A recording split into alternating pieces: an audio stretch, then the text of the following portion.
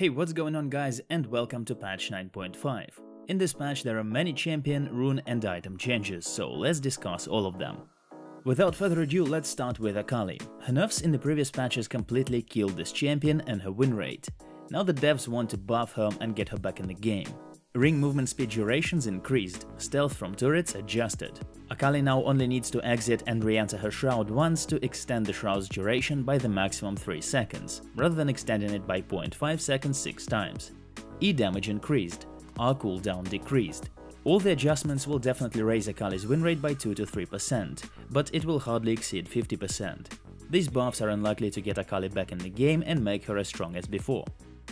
Next, Neeko. The conditions to Neeko's roots were a little complicated, so Riot are simplifying them to make her more reliable, especially in teamfights. Neeko had enough damage even before the patch, but now she'll be much more useful. Her win rate will certainly increase by a few percent. However, Neeko's unlikely to become popular.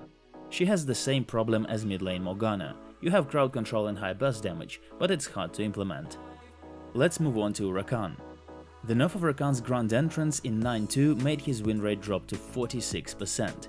The animation of W was quite slow and skilled players had no trouble dodging it. In pro games this champion had sometimes been picked with Xayah, but after the nerf he left the scene. Riot wanted to balance Rakan both in pro and solo queue games. They obviously failed to do that, so now he receives a slight buff. W damage and dash speed increased. However, the dash speed is still lower than the one before the nerf, so the buff will hardly affect his win rate in solo queue. He won't become one of the best supports like he used to be before patch 9.2. Skarner, the Crystal Vanguard. Spire radius increased, red buff Spire now covers Krugs and Raptors on both sides of the map. Skarner used to spend a lot of mana to kill Krugs, or he had to skip the camp. This problem is no longer relevant. The Vanguard can get level 6 faster and become a dangerous ganker. Now Skarner can start with the red buff. Increased Spire radius gives him more options in his jungle pathing and helps with his jungle clear in all 3 monster camps. Riot are also removing the Spires from the minimap, so Skarner's counter-jungling attempts aren't nearly as obvious to the enemy team. Vi gets a mini rework in this patch. Riot want Vi to become a basic attacker or a bruiser, rather than an AD caster with a full lethality build. First, her bonus AD scaling from all the abilities is decreased, to make damage items less appealing. Blast shield scaling is increased and the shield size is changed from 10% maximum health to 15% maximum health. Second, attack speed from W is buffed and triggering denting blows now reduces the cooldown of blast shield by 3 seconds. The follow-up attack after hitting with E is buffed to better scale with attack speed, and its AP ratio is increased from 70 to 90%. Assault and Battery no longer deals reduced damage to additional targets. Crowd control duration on secondary targets is increased, as well as the ability cooldown. In general, these changes give Vi a couple of extra build options, for example with Blood Razor, followed by tanky items with lots of health. You can also try crit chance builds or even AP builds. On the whole, Vi benefits from this rework and can take her place amongst the bruisers with high sustain and decent damage. For those who like lethality builds, we recommend that you try something new, like Warrior, the Black Cleaver or Trinity, and then Sterok's Gauge. Gangplank's got a decent buff in this patch. E bonus damage to champions increased. This buff boosts GP's early game potential. R damage per wave increased. Now GP can fearlessly fight his enemies late. Gangplank was a pretty weak counter to early game bruisers, who would pressure him and prevent him from farming. Over the past patches many of those champions got nerfed, plus Conqueror was reworked. So now GP has a smaller number of tough matchups and feels much better in the top lane. His win rate in high elo will surely increase, unlike in the other ranks. The thing is, this champion demands perfect mechanics. That's it with major champion changes, now let's discuss the item changes. We shall start with Relic Shield line. Riot are cutting the ability for tank supports to shrug off harass so other types of supports can compete against them. Lately, marksmen have received significant lane sustain due to the buffs to Overheal and Legend Bloodline. And before this patch, they would always have full HP, even without heal supports. Now, if you want to stay at full HP all the time, you do need a heal support, say Nami, Soraka or Sona. This change is supposed to bring a wider variety of support champions to the bot lane.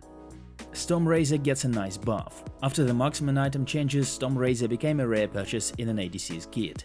And this buff won't make it any different. According to Riot, Stormrazor is supposed to go next after Infinity Edge and Rapid Fire Cannon or Static Shiv.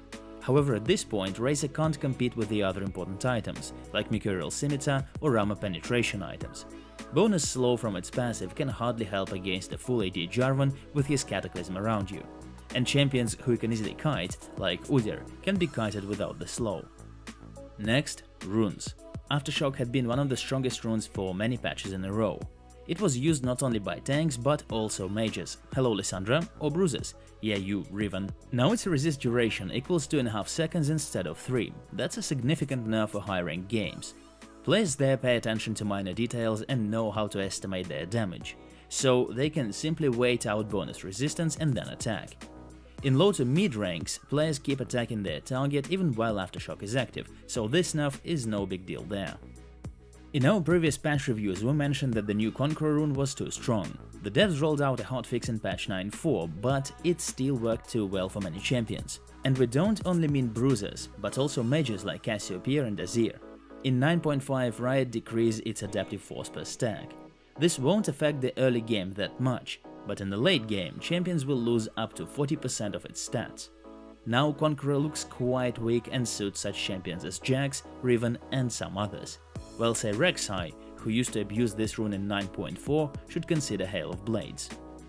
Countdown gets buffed for the second time, however this change is unlikely to make this rune popular and more competitive with coup de grace. In the early game you and your opponent don't have a huge difference in maximum health, so Countdown becomes viable in the mid to late game, when enemies have HP items. While coup de grace grants a significant increase in damage already at the first levels, and our rune choice often depends on their early game effects. However, if you're sure that the game will last longer than 30 minutes, and you've matched against a few tanks who will build a lot of HP items, you can choose Cut Down. That's it for the major patch changes. We haven't mentioned Kayle and Morgana rework since we shall discuss it in a separate video, so stay tuned for that guys. But on this note, as always, thank you so much for watching this video, we really hope that you found it useful. And of course, good luck in your solo queue.